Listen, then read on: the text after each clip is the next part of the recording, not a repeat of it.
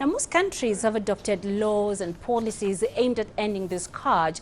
To discuss efforts on the continent, we are joined in studio by Simone Ellis Oluoch-Olunya. She is the Deputy Regional Director for East and Southern Africa at UN Women. Ellis, thank you so much for your time.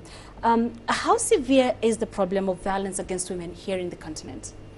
Well, we first have to understand that violence against women manifests itself in several ways. It's psychological, it's physical, it's verbal, and it's economical as well. UN Women in 2013 conducted a study on the continent on partner violence, intimate partner violence. And what we learned from that is that in West Africa, the prevalence is 66%, here in East Africa 39%, in South Africa 30%, and in Central Africa 66%. Well, why is it such a big issue here in the continent? Is it linked to cultural practices? Is it a lack of education or information? What is it? Violence against women and girls is pervasive, so it's across the globe. On the continent, it manifests itself in countries where you have conflict. It also manifests itself in places where you're in a public space and you're taking public transport, and also at home. Now, on a cultural level, of course, there are traditions and cultures such as child marriage, which is very high in the USA as well as countries here in Malawi. In Malawi, the president committed, as a he-for-she signatory, committed to one of the commitments around he-for-she, which was ending child marriage. So he raised the age of marriage from 15 to 18. And so far, 3,500 marriages have been cancelled in Malawi as a consequence of this. But is it enough to have laws and policies? Is that just what it takes to put an end to it? Absolutely not. It requires a holistic approach. We know that across the world, there are 140 countries do have legislations on domestic violence. 144 have legislation for issues around sexual violence.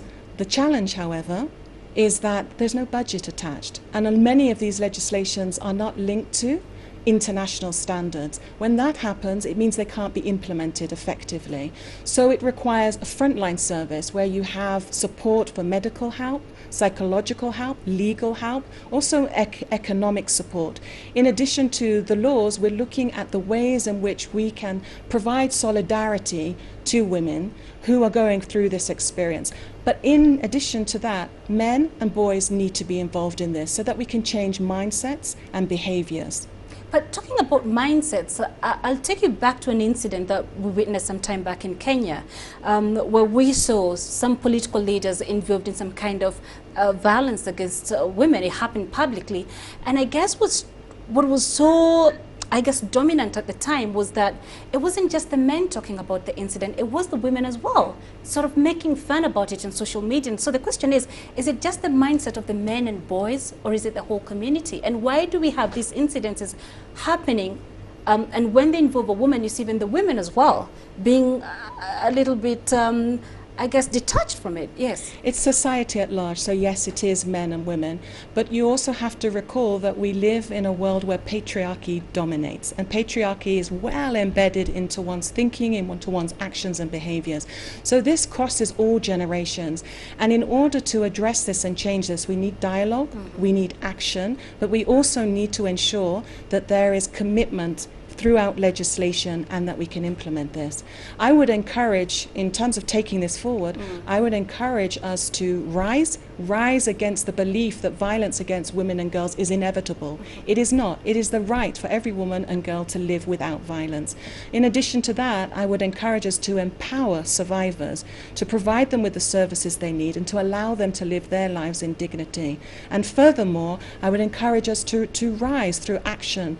As you know, there's a process of oranging. Orange is a bright color, a symbol of hope and a future without violence. So across this continent, we're seeing many steps being taken. As an example, in South Africa, they're oranging Table Mountain and Nelson Mandela Bridge. In Kigali, they're oranging the conference center. And in Kenya, they're purpling the National Archive building. This is a demonstration of our understanding, our awareness, but it goes beyond that, because once you understand, you have to commit, and you don't make a commitment for a day, you make a commitment for life. So what will you as an individual do for the rest of your life to contribute to ending violence against women? It's a great conversation. I really wish we had time to take it further, but thank you so much for joining us. We had here in studio Simone Ellis Oluoch-Olunya.